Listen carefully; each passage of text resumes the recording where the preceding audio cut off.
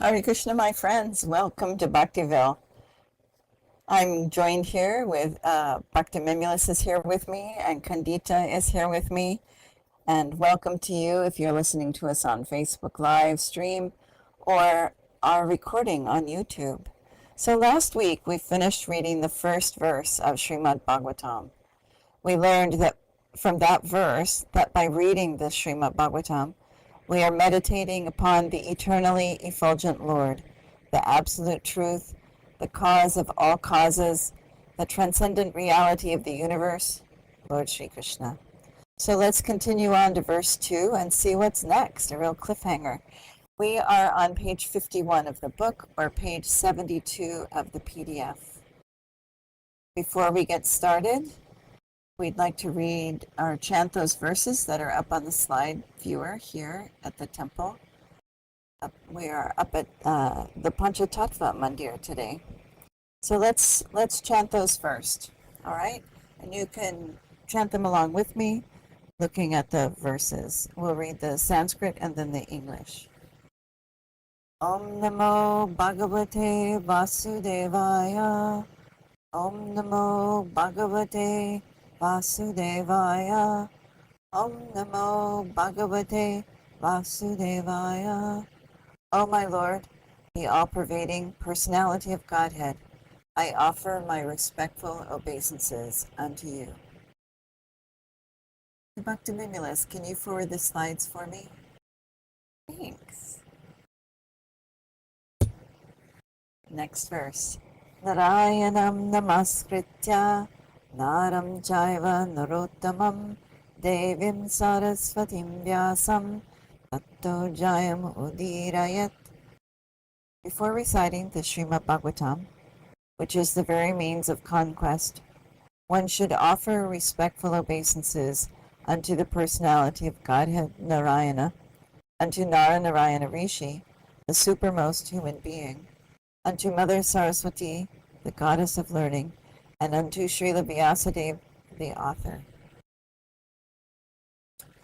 Shinvatam Swakata Krishna Yashravana Kirtana Vidyantasto Hyapadrani Vidhunoti Suhritsatam. Sri Krishna, the personality of Godhead, who is the Paramatma, Supersoul, in everyone's heart, and the benefactor of the truthful devotee, cleanses desire for material enjoyment from the heart of the devotee, who has developed the urge to hear his messages, which are in themselves virtuous when properly heard and chanted. Nashta prayeshva bhadreshu nityam bhagavata sevaya bhagavati uttama shloke bhaktir bhavati naishtiki.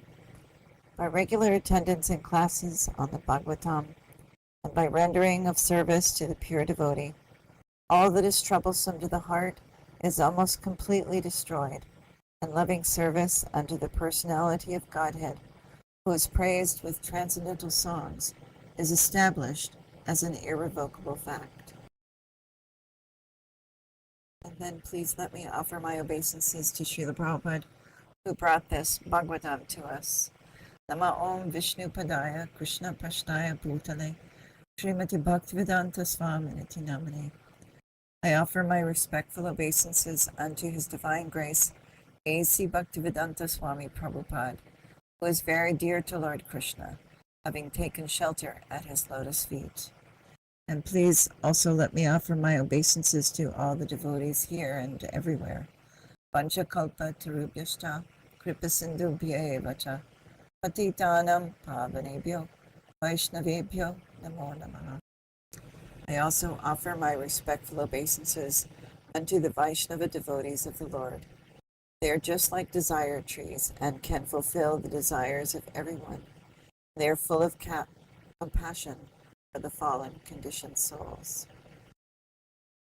All right, well, that takes us right up to text 2, page 72 of the PDF, or page 51 of the book. And I'm going to do it like we do it in the temples. So We'll do the verse first, and then we'll do the word for word. And the verse we'll read first, a couple of words at a time, so that you can get the string them together yourself. So, Dharma projita kaitavotra paramo nirmat saranam paramo nirmat saranam satam Vedyam vastavam atra vastu shivadam tapa trayon mulanam Srimad Bhagavate Mahamuni Krite Kimva Parer Ishvaraha Sadyo Hridya Avarudyate Tra Kritibihi Shushushubis Takshanat. So let's do it over again. Dharma projita kataivotra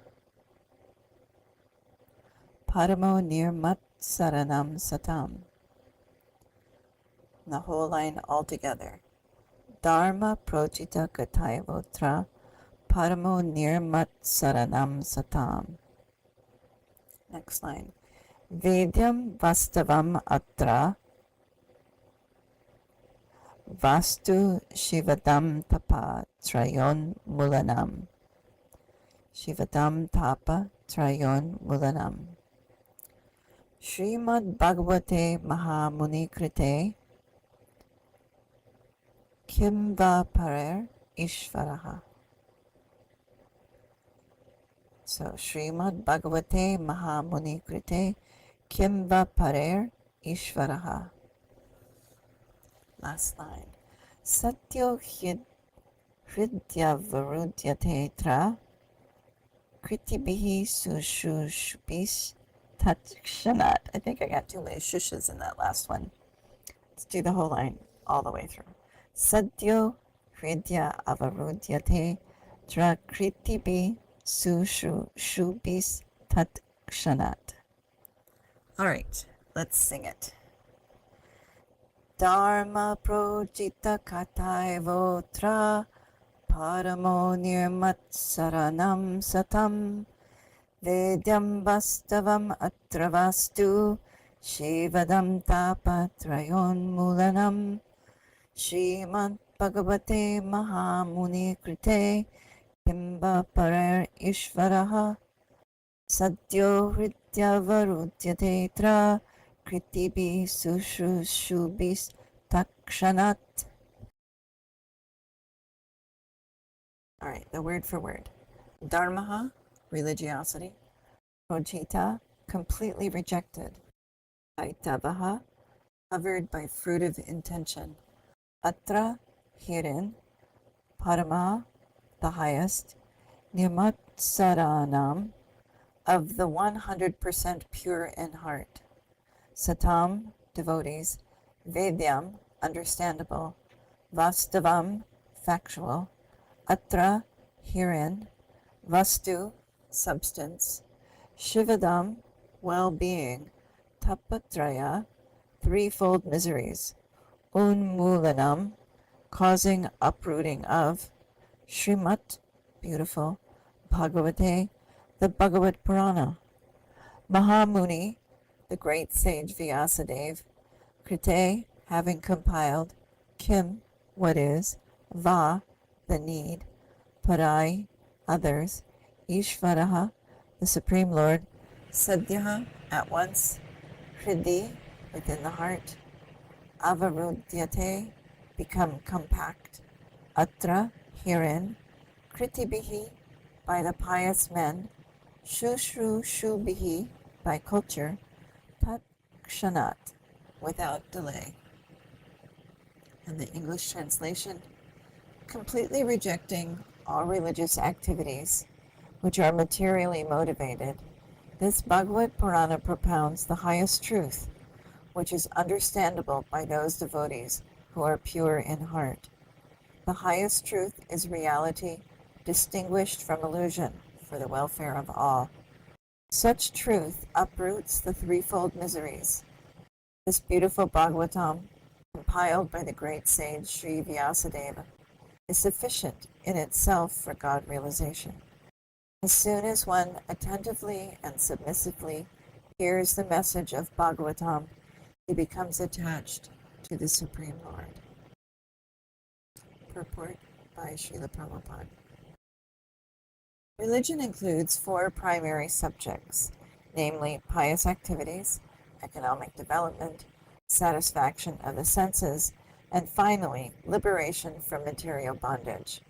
We also know those four primary subjects as Artha, Kama, Dharma, Artha, Kama, Moksha. So, irreligious life is a barbarous condition. Indeed, human life begins when religion begins. Eating, sleeping, fearing, and mating are the four principles of animal life. These are common both to animals and to human beings. But religion is the extra function of the human being. Without religion, human life is no better than animal life. Therefore, in human societies, there is some form of religion which aims at self-realization and which makes reference to man's eternal relationship with God. In the lower stages of human civilization, there is always competition to lord it over the material nature. Or, in other words, there is a continuous rivalry to satisfy the senses. Driven by such consciousness, man turns to religion. He thus performs pious activities or religious functions in order to gain something material. But if such material gains are obtainable in other ways, then so-called religion is neglected. This is the situation in modern civilization. Man is thriving economically, so at present he is not very interested in religion. Churches, mosques, or temples are now practically vacant. Men are more interested in factories, shops, and cinemas than in religious places which were erected by their forefathers. This practically proves that religion is performed for some economic gains. Economic gains are needed for sense gratification. Often when one is baffled in the pursuit of sense gratification, he takes to salvation and tries to become one with the Supreme Lord. Consequently, all these states are simply different types of sense gratification. In the Vedas, the above-mentioned four activities are prescribed in the regulative way so that there will not be any undue competition for sense gratification. But Srimad Bhagavatam is transcendental to all these sense gratificatory activities. It is purely transcendental literature, which can be understood only by the pure devotee of the Lord, by the pure devotees of the Lord, who are transcendental to competitive sense gratification. In the material world, there has been competition between animal and animal, man and man, community and community, nation and nation. But the devotees of the Lord rise above such competitions. They do not compete with the materialist, because they are on the path back to Godhead, where life is eternal and blissful. Such transcendentalists are non-envious and pure in heart. In the material world, everyone is envious of everyone else, and therefore there is competition. But the transcendental devotees of the Lord are not only free from material envy, but they are well-wishers to everyone, and they strive to establish a competitionless society with God in the center.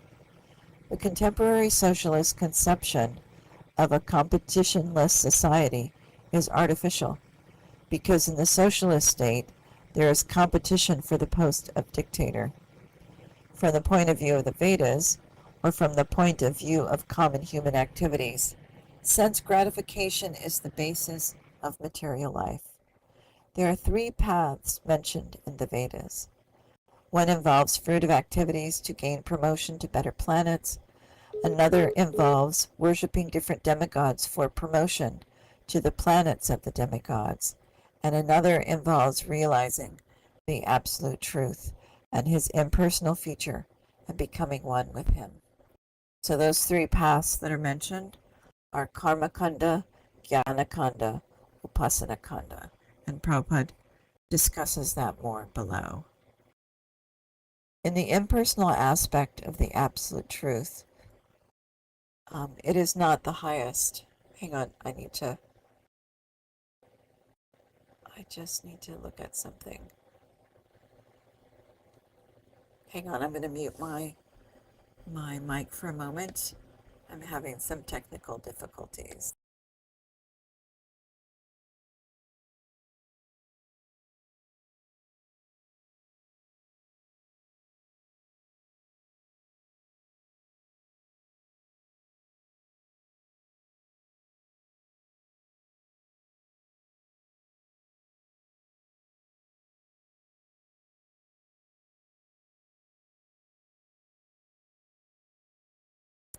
All right, sorry about that. I'm back.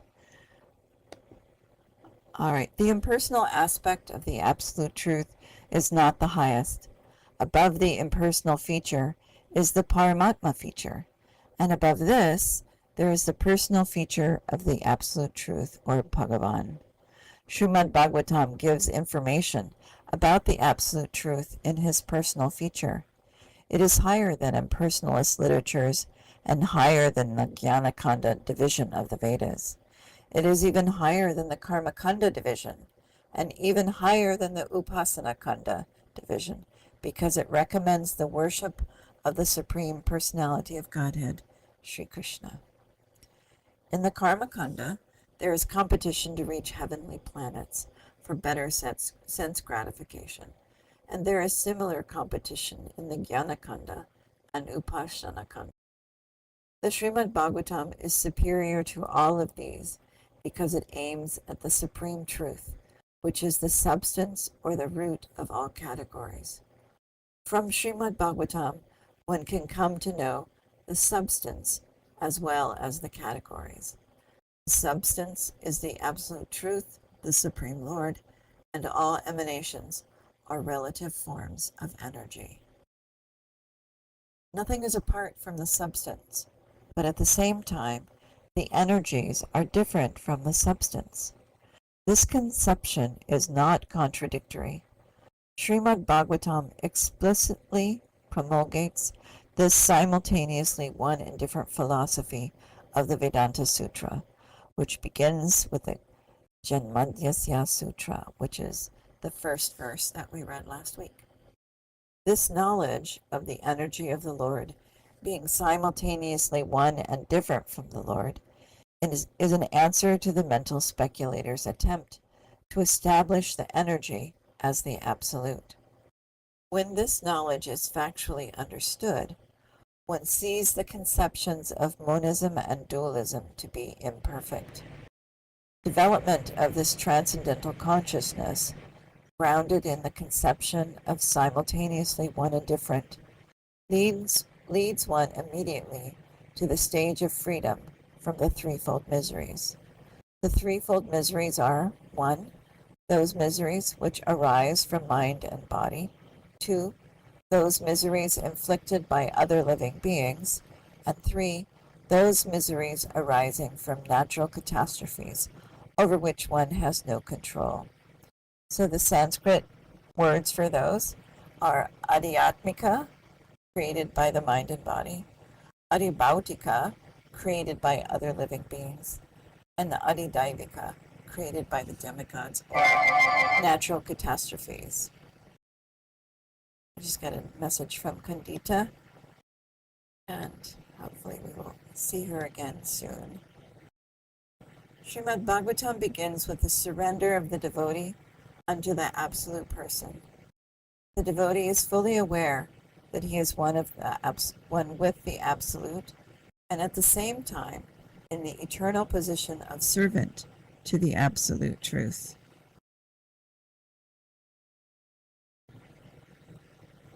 I'm sorry, I'm going to have to put my phone on mute again to connect back up with Kandita. Just a second.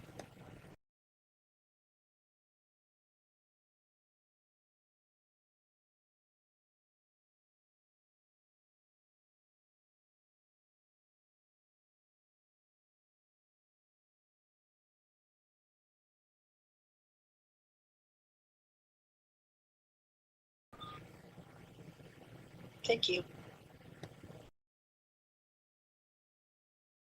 I'll see if I can mute myself. I don't know if I can.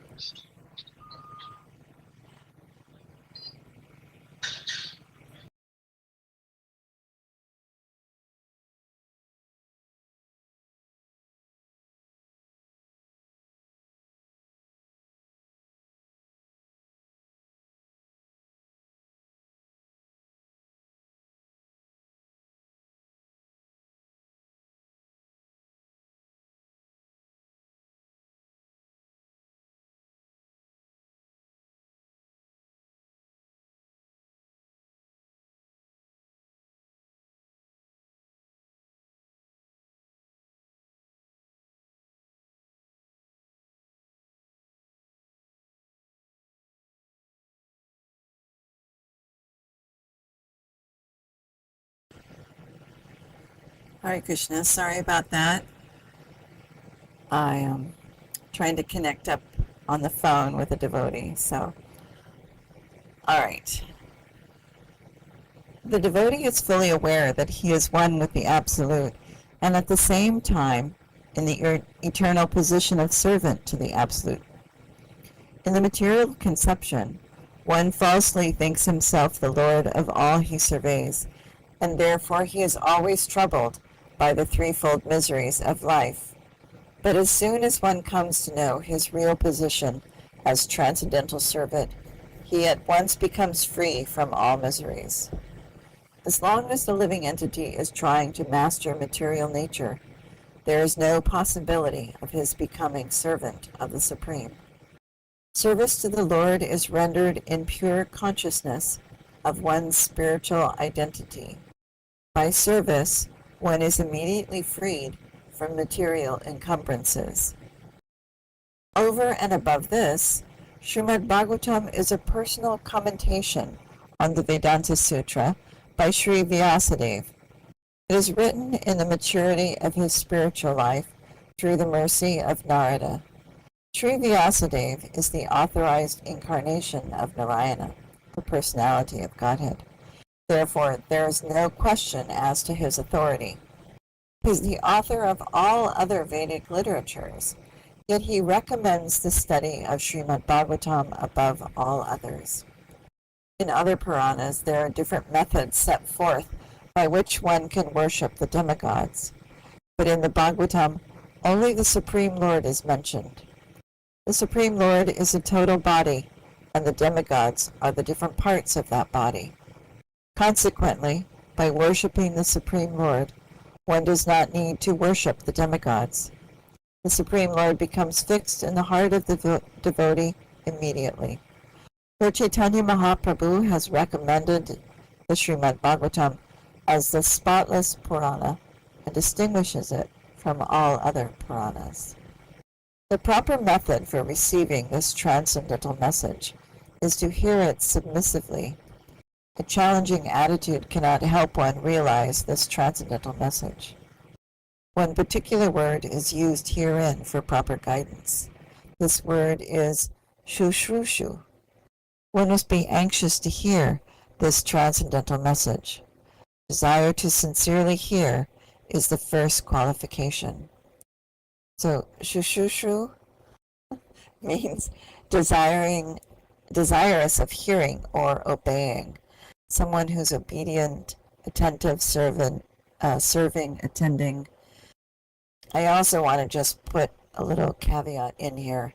This does not mean that we should drop our critical, rational mind when we're listening. We want to hear submissively, but we can also ask questions submissively. So just to put that out there. Back to the text. Less fortunate persons are not at all interested in hearing the Srimad Bhagavatam. The process is simple, but the application is difficult. Unfortunate people find enough time to hear idle social, political conversations, but when invited to attend a meeting of devotees to hear Srimad Bhagavatam, they suddenly become reluctant. Sometimes professional readers of the Bhagavatam immediately plunge into the confidential topics of the pastime of the Supreme Lord, which they seemingly interpret as sex literature. Srimad Bhagavatam is meant to be heard from the beginning. For those who are fit to assimilate this work are mentioned in this shloka. One becomes qualified to hear Srimad Bhagavatam after many pious deeds. The intelligent person, by thoughtful discretion, can be assured by the great sage Vyasadeva that he can realize the Supreme Personality directly by hearing Srimad Bhagavatam.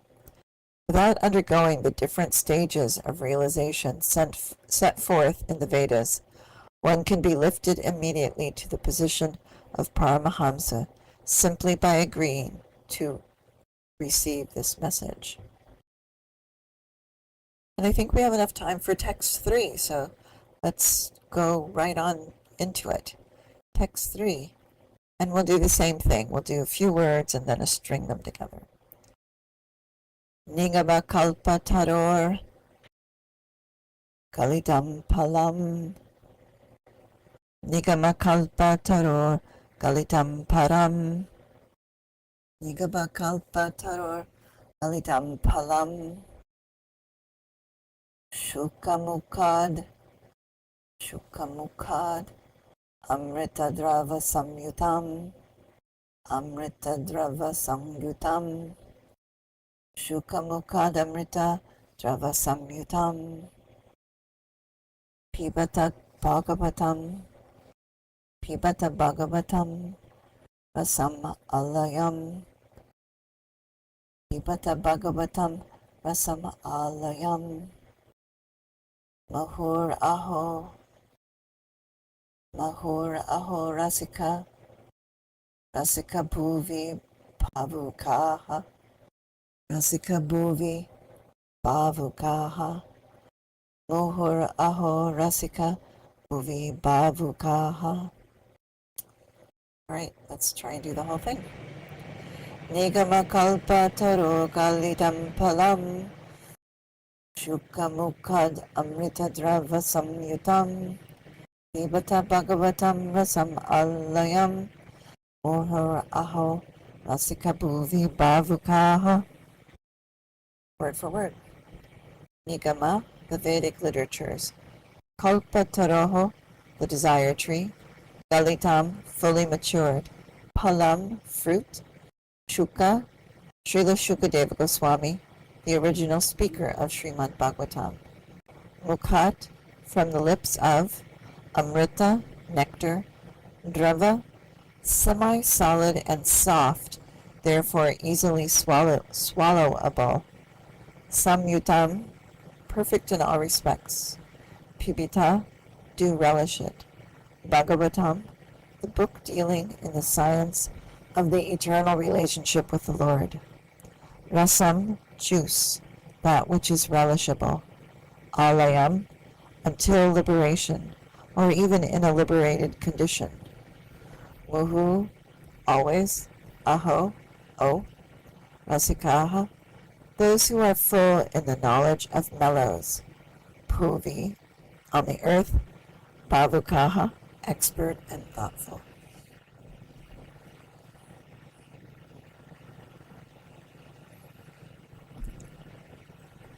Excuse me. Translation. No, no, O thoughtful men, the Srimad Bhagavatam is the mature fruit of the tree of Vedic literatures. It emanated from the lips of Sri Shukadeva Goswami. Therefore, this nectarian fruit is all the more relishable by liberated souls. Purport by Srila Prabhupada. In the two previous shlokas, it has been definitely proved that the Srimad Bhagavatam is the sublime literature which surpasses all other Vedic scriptures due to its transcendental qualities. It is transcendental to all mundane activities and mundane knowledge. In this shloka, it is stated that Srimad Bhagavatam is not only a superior literature, but that it is the ripened fruit of all Vedic literatures. In other words, it is the cream of all Vedic knowledge. Considering all this, Patient and submissive hearing is definitely essential. With great respect and attention, one should receive the message and lessons imparted by the Srimad Bhagavatam. The Vedas are compared to the desire tree because they contain all things knowable by man. They deal with mundane necessities as well as spiritual realization. The Vedas contain regulated principles of knowledge covering social, political, religious, economic, military, medicinal, chemical, physical, and metaphysical subject matter, and all that may be necessary to keep the body and soul together. Above and beyond all this are specific directions for spiritual realization. Regulated knowledge involves a gradual rising of the living entity to the spiritual platform, and the highest spiritual realization is to know that the personality of Godhead is the reservoir of all spiritual tastes, or rasas. Every living entity, beginning from Brahma, the firstborn living being within the material world, down to the insignificant ant, desire to relish some sort of taste derived from sense perceptions. These sensual pleasures are technically called rasas. Such rasas are of different varieties. In the revealed scriptures, the following 12 varieties of rasas are enumerated. 1. Raudra, anger. 2. Adbhuta, wonder. 3. Shringar, conjugal love. 4. Hasya, comedy. 5. Vira, chivalry. 6. Daya, mercy. 7. Dasya, servitorship. 8. Sakhya, fraternity. 9. Bhayanika, horror. 10. Vibhatsa, shock. 11. Shanta, neutrality. And 12. Vatsalya, parenthood. Now, so those of us associated with ISKCON, we see these organized a little bit differently. We have the primary rasas, and then we call the others the secondary rasas. So the primary rasas would be Shringar, Dasya, Sakhya, Shanta, and Vatsalya. And then the others we call secondary. So let me continue. The sum total of all these rasas is called affection or love. Primarily, such signs of love are manifested in adoration, service, friendship, eternal affection, and conjugal love. And when these 5 are absent, love is present indirectly in anger, wonder, comedy, chivalry, fear, shock, and so on. For example, when a man is in love with a woman, the rasa is called conjugal love. But when such love affairs are disturbed, there may be wonder, anger, shock, or even horror. Sometimes love affairs between 2 persons culminate in ghastly murder scenes. Such rasas are displayed between man and between animal and animal. There is no possibility of an exchange of rasa between a man and an animal, or between a man and any other species of living beings within the material world. The rasas are exchanged between members of the same species.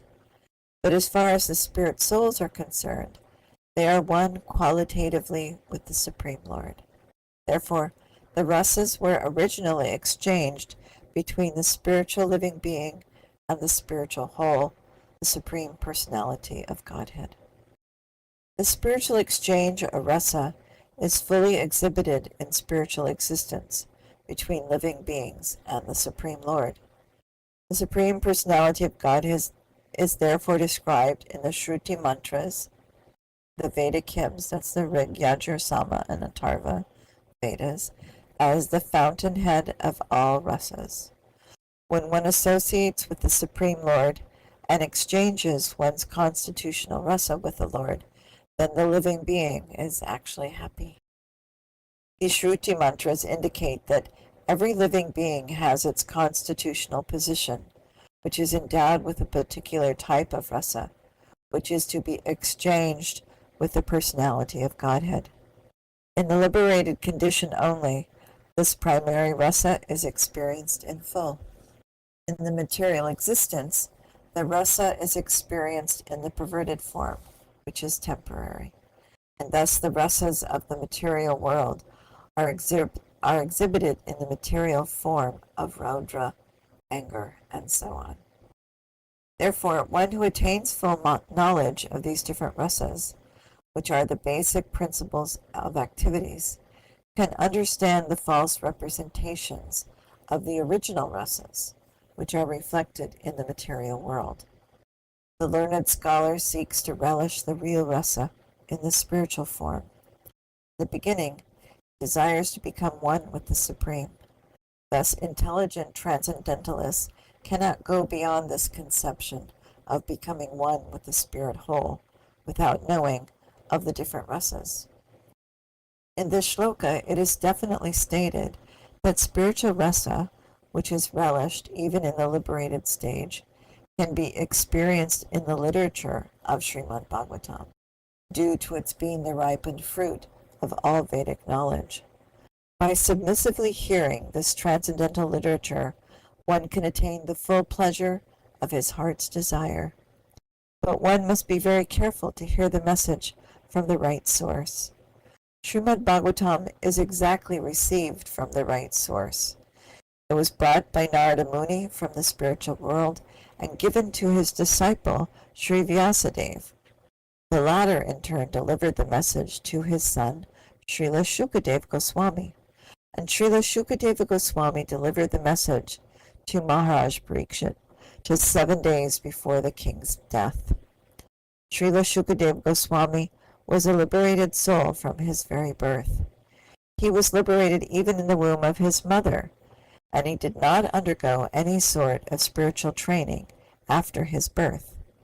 At birth, no one is qualified, neither in the mundane nor the spiritual sense. But Sri Shukadeva Goswami, due to his being a perfectly liberated soul, did not have to undergo an evolutionary process for spiritual realization. So I think it's important to note here that while Shukadeva Goswami's mother was pregnant, Narada Muni, his mother's guru, was there reciting Bhagavatam to her.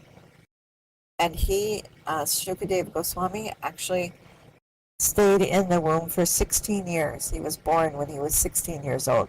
So he didn't come out as an infant, as we know. He came out as a young man, and he had all of his spiritual training while he was in the womb. So very special birth. So yet despite his being a completely liberated person, situated in the transcendental position above the three material modes, he was attracted to this transcendental rasa of the Supreme Personality of Godhead, who is adored by liberated souls who sing Vedic hymns. The Supreme Lord's pastimes are more attractive to liberated souls than to mundane people. He is of necessity not impersonal, because it is only possible to carry on a transcendental rasa with a person.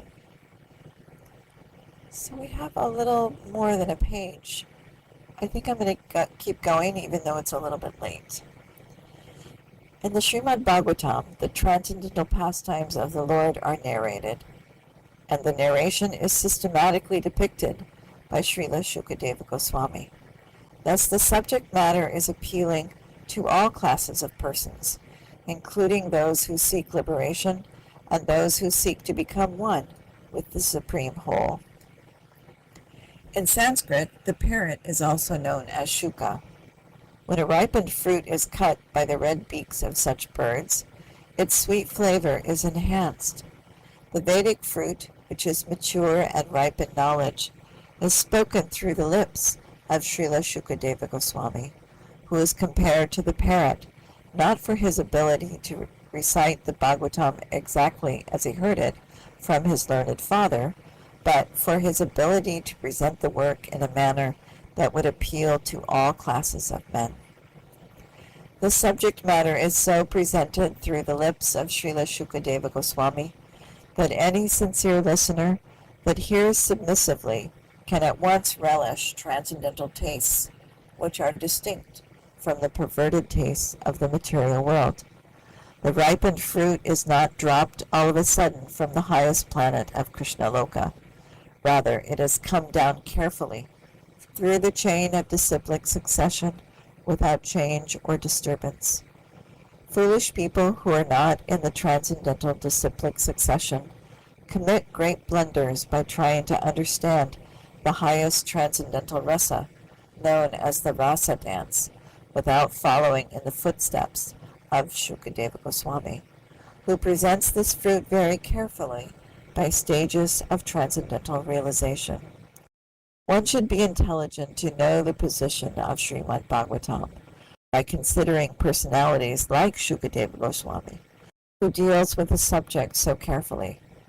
This process of disciplic succession of the Bhagavat school suggests that in the future also Srimad Bhagavatam has to be understood from a person who is factually a representative of Srila Shukadeva Goswami.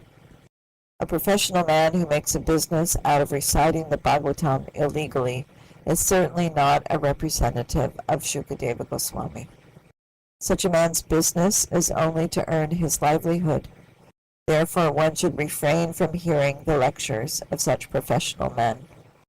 Such men usually go to the most confidential part of the literature without undergoing the gradual process of understanding this grave subject. They usually plunge into the subject matter of the rasa dance, which is misunderstood by the foolish class of men. Some of them take this to be immoral, while others try to cover it up by their own stupid interpretations. They have no desire to follow in the footsteps of Srila Shukadeva Goswami. One should conclude, therefore, that the serious student of the rasa should receive the message of Bhagavatam in the chain of disciplic succession from Srila Shukadeva Goswami, who describes the Bhagavatam from its very beginning, and not whimsically to satisfy the mundaner who has very little knowledge in transcendental science. Srimad Bhagavatam is so carefully presented that a sincere and serious person can at once enjoy the ripened fruit of Vedic knowledge simply by drinking the nectarian juice through the mouth of Shukadeva Goswami or his bona fide representative. And that ends verse 3. Any questions? Bhaktiville says thank you in chat. Any questions or comments? We went a little bit past our time, but I hope it was okay. All right. Thank you very much for coming, for listening, for letting me speak, and all glories to Srila Prabhupada. Hare Krishna.